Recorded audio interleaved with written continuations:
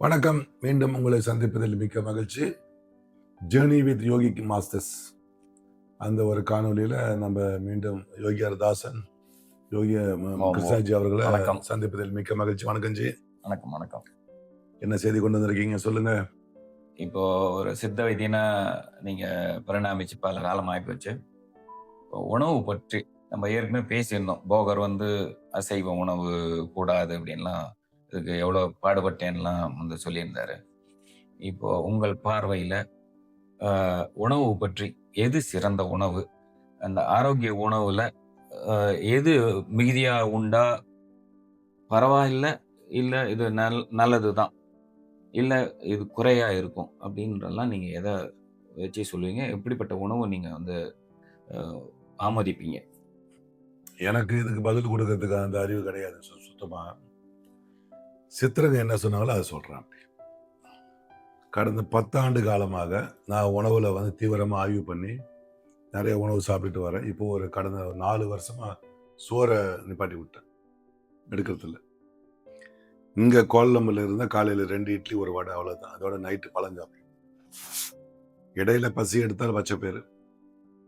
வீட்டில் இருந்ததுன்னா நீராகாரம், சோறோட நீராகாரம், தயிர் போட்டு, வெங்காயம் போட்டு, இஞ்சி போட்டு, பூண்டை போட்டு காலைல சாப்பிடுறது. நைட்டு பழம் தான். இதை அப்படியே குறைச்சிக்கிட்டே வந்துட்டேன். ஏன்னா ஒரு வேளை உண்பவன் யோகி. அந்த நிலையை அடையிறதுக்கு தான் இவ்வளவு முயற்சி பண்ணிக்கிட்டு இருக்கு. அந்த உடம்பு பக்குவப்படுத்திக்கிட்டு இருக்கேன். எவ்வளவுதான் பக்குவப்படுத்த அந்த நாக்க ஒண்ணு பண்ண முடியல ஜி. எதையாவது கேட்குது, புரியுதுங்களா? 2 இருவேளை உண்பவன் போகி. இந்த உலகத்துல வாழ்க்கையை அனுபவிக்க வந்திருக்கியா, 2 வேளை சாப்பிடுன்னு சொல்றாரு. நான் இப்ப 2 வேளை மாத்திக்கிட்டாது. 3 வேளை எவனா ஒருத்தன் சாப்பிட்டானா, நான் சொல்றது அவளுடைய வேலைக்கு ஏற்ப. ஏன்னா ஒரு மண் வெட்டி தொழிலாளி நிச்சயமா 3 வேளை சாப்பிட்டாகணும். குழந்தைகள் 3 வேளை சாப்பிட்டாகணும். வளரக்கூடிய பிள்ளைங்க. நாம் அவங்களுக்கு சொல்லலை, நம்ம யோகத்தில் சொல்லிக்கிட்டு இருக்கோம். 3 வேளை உண்பவன் கண்டிப்பா ரோகி, நோய் வந்துடும். 4 வேளை சாப்பிட்றவன் பாவி. இல்ல, அது யோகியர் சொல்லுங்க, துரோகியும் பாரு. உடம்புக்கு துரோகம் பண்ணிக்கிட்டு. ஆமா, அதனால துரோகின்னு. 5 வேளை சாப்பிட்றவன் அப்பாவின்னு சொல்லலாம். என்னன்னு தெரியாம சாப்பிட்டுட்டு இருக்கான். இப்ப சித்திரங்க என்ன பண்ணாங்க, இந்த வலது கையில 3 நாடி இருக்கு. வாத பித்த கபம். குறையினும் மிகினும் நோய் செய்யும் நூலோர் வலி முதலா எண்ணிய 3. வலி என்பது காற்று, வாத பித்த கபம். அதே மாதிரி இந்த பக்கம் 3 நாடி இருக்க, வாத பித்த கபம். அப்ப வலது புறத்துல ஒரு ஆணுக்கு சொல்றாங்க, முதல்ல இந்த வாத நாடி தூர்ப்பு குறிக்கும். 2வது உப்பு சுவை, அது பித்தத்தை குறிக்கும். அதான் பிரஷர், ஏன்னா உப்பை குறைக்க சொல்றாங்க. ஏன்னா பித்தம் அதிகமாச்சுன்னா ரத்த கொதிப்பு ஏறி போயிடும். 3வது இனிப்பு.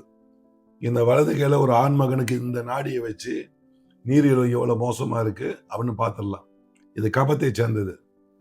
குழந்தைங்க அதிகமா முட்டாய் சாப்பிடும் போது இனிப்பு தானே சளி பிடிக்க ஆரம்பிக்கும். இந்த காரணத்தை விட்டு என்வாயர்மெண்ட்ல தூசு மாசு வந்துருச்சு, பூனைகிட்ட விளையாடாத, நாய்கிட்ட விளையாடாத. நாங்க எஸ்டில இருக்கும்போது 5 நாய் என் கூட தான் படுத்திருக்கும், சளி தொல்லையே இல்லை. ஓடையில போகக்கூடிய தண்ணியை தான் குடிச்சுக்கிட்டு வந்தோம். இப்பதான் ஃபில்டருக்கு மேல ஃபில்டர் போட்டு குடிச்சுட்டு உட்காந்துருக்கும். அப்ப அதெல்லாம் இல்ல, இயற்கையோட சேர்ந்த நீர் இறைச்சி தான் குடிச்சோம். ஆமா, குடிச்சிருக்கோம். அதே ஒரு உடற்பயிற்சியா இருந்தது. ஆமா. இந்த பக்கம் பாத்தீங்கன்னா இது ஆணுக்கு. பெண்ணுக்கு அப்படியே மாறி வரும். ஆணுக்கு பார்க்கும்போது புளிப்பு சுவை, வாதத்துல புளிப்பு சுவை. அதிகமான புளிப்பு சாப்பிடும்போது காத்து உள்ள ஏறும். ஏன்னா எந்த ஒரு புளிப்பும் ஃபெர்மெண்டேஷன் பண்ண ஆரம்பிக்கும். அப்ப கேஸை உற்பத்தி பண்ணும். அந்த கேஸ் எப்படி நானோ பார்ட்டிகிள்ஸ் கிடக்கும் கேஸ். அது உடம்புல போய் ஒரு இடத்துல உட்காந்துக்கிட்டு பிடிச்சிக்கிட்டு முதுகு பிடிச்சிட்டு சொல்லுவாங்க பார்த்தீங்களா, இவ்வளவுதான். 2வது பித்தத்தை குறிக்கும், கசப்பு. காஃபி பித்தம் தான். அது ஏன் காலையில வெள்ளைக்காரன் காஃபி கூட அந்த பித்தம் வயிற்றுல போனோம், எசிட். அப்ப நல்லா பசி எடுத்து ஜீரணமாக்கும். இப்ப அதுல பால் போட்டு குடிக்கிறாங்க பாரு, அங்கதான் பிரச்சனை வருது. அடுத்த சுவை காரம், கார்ப்பு. இந்த காரம் கபத்தை சேரும். நீங்க ஒரு மிளகை கடிச்சிருக்க, மூக்கல தண்ணி ஊத்தும், தலையில வேர்த்து ஊத்தும் பாருங்க, அப்ப இந்த கபத்தை போய் இடிக்குது. ஒருத்தருடைய சாப்பாட்டுல கண்டிப்பா அறுசுவை இருக்க வேண்டும். இததான் நம்ம குரு யோகி ராமையா சொல்லுவார், அறுசுவை யோக சைவ உணவுன்னு சொன்னார். 6 சுவை கொண்ட உணவு ஆரோக்கியமான உணவு. எப்படி ஒரு இசையில சரிகம 17 7 சுரங்கள் இருக்குதோ, உணவுல உள்ள மொத்த டேஸ்டும் வந்து 6 டேஸ்ட் தான். இந்த 6 மாத்தி மாத்தி மாத்தி எங்க தேசிய மொழியில பராங்கழியணும். மேபின்னு சொல்ற மாதிரி இல்லைங்களா அந்த இது. அப்ப இந்த சுவைகள் மாறும்போது பலவிதமான டேஸ்ட கொண்டு வந்துட்டான் இதுல. ஆனா உலகத்துல உள்ள அத்தனை வைட்டமினும் அத்தனை சத்தும் இந்த 6 சுவைக்குள்ளதான் அடங்கி இருக்கு. இங்கிருந்து பரிணாமித்து வெளிவந்தது தான் மத்த சுவைகள் எல்லாமே. ஆனா அது பேசிக்கா மொத்தம் வந்து 6 சுவை. அப்ப நீங்க வந்து ஒரு ஆரோக்கியமான உணவு எதுன்னு கேட்டீங்கன்னா, காலையில நீங்க வந்து அதாவது கார்போஹைட்ரேட் மாவுச்சத்து, புரதம் சொல்லக்கூடிய சத்து, இது ரெண்டும் ஒன்னா சேரும்போது அது அவிக்கப்பட்ட இட்லியாக வருகிறது. அது நம்ம தோசைக்கல்ல போட்டு தோசை போடுற மாதிரிங்க வருது. அது கொஞ்சம் நெய்யை போடுறோம், ஃபேட் வந்துருச்சு அந்த இடத்துல. ஒரு மனிதன் அந்த நாள் முழுது வேலை செய்யறதுக்குள்ள சத்தை அங்க புரதம் வந்துருச்சு, கார்போ வந்துருச்சு, ஃபேட் வந்துருச்சு. இப்ப தொட்டுக்க என்னதான் வச்சாங்க பாருங்க.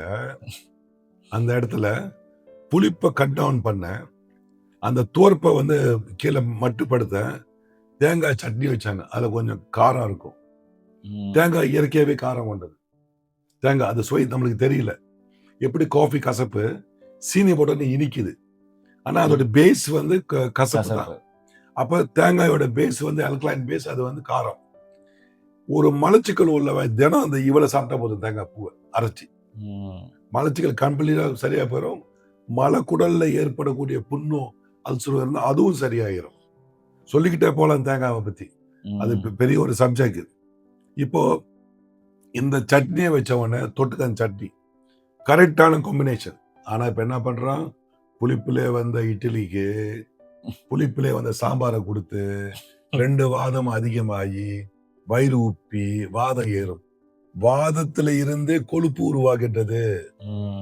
இன்னைக்கு ஒருத்தர் வந்தாரு, ஐயா நான் சுத்த சைவம், 5 நாள் பழங்கள் மட்டும் தான் சாப்பிடுவேன். நான் ஒரு யோகத்துறையில இருக்கிறேன். ஒரே ஒரு நாள் தான் ஒருவேளை சோறு சாப்பிடுவேன். எனக்கு 2 பிளாக்யா, நான் அசைவம் சாப்பிடவே மாட்டேன். எப்படி வந்து மேஜி அடிச்சு கேட்கிறாரு. எங்கிருந்தே வந்தீங்கன்னு கேட்டேன். மலாக்கால தேடி வரேன்.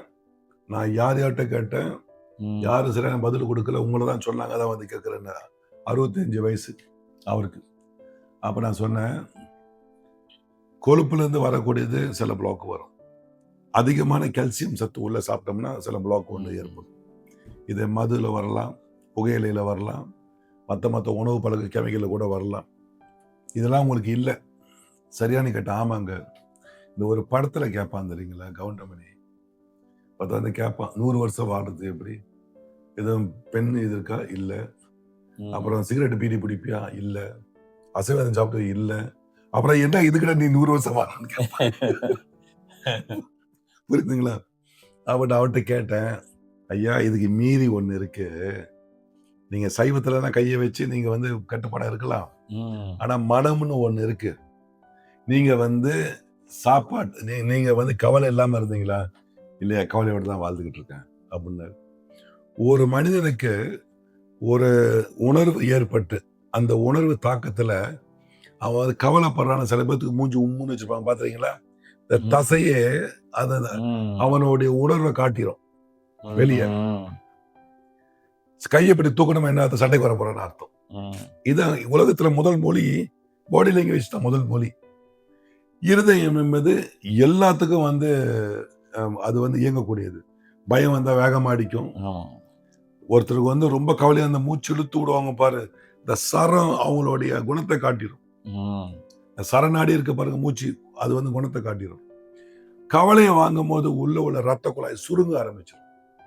எந்த ரத்த குழாய் சுருங்குதோ, இந்த இடம் சுருங்க வச்சிங்களேன், இந்த இடம் விரிவாக்கமா இருந்துச்சுன்னா அந்த இடத்துல உள்ள வெலோசிட்டி ஸ்பீடு போய் இங்க செடிமெண்டேஷன் சேர ஆரம்பிச்சிடும். இது நீங்க நம்ம சுலபமா சொல்லலாம். நம்ம ஓடை ஓடுது பாருங்க, அலூர், இந்த வளவுல பாருங்க அங்க நிக்கும் செடிமெண்டேஷன் பார்த்துருக்கீங்களா? ஏன்னா அங்க வந்து ஸ்பீடு வந்து மாறுது. இது பிசியோலஜியில வரக்கூடியது நம்மளுடைய உடல்ல. அப்ப அவர் தான் சொன்னேன், நீங்க என்னதான் உணவு கட்டுப்பாடு பண்ணாலும் மனதை நிம்மதியாக வைக்கவில்லை என்றால் நோய் நிச்சயமாக வரும். ஏன்னா உணர்வுன்னு ஒண்ணு இருக்குல்ல அந்த இடத்துல. அப்ப ஆரோக்கியமான சாப்பாடுனா அறுசுவை சைவ யோக உணவு. இதுல கற்பத்துறைக்கு நீங்க போயிட்டீங்கன்னா பால் சாதமும் பச்சை பயிறு மட்டும்தான். பால், இது 3 இல்லாம வேற சாப்பாடே கிடையாது.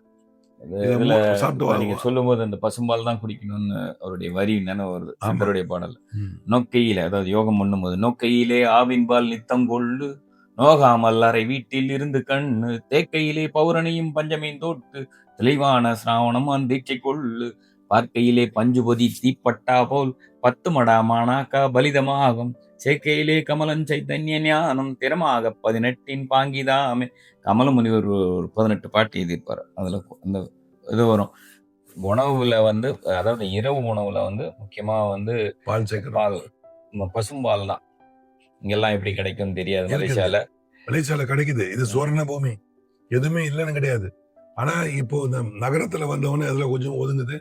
இன்னும் மாடு வச்சிருக்காங்க. இன்னும் மக்களுக்கு வந்து தூயமான பால குடுத்துக்கிட்டு நிக்கிறாங்க. நம்ம அடுத்த ஒரு காணொளியில பார்ப்போம். நிச்சயமா.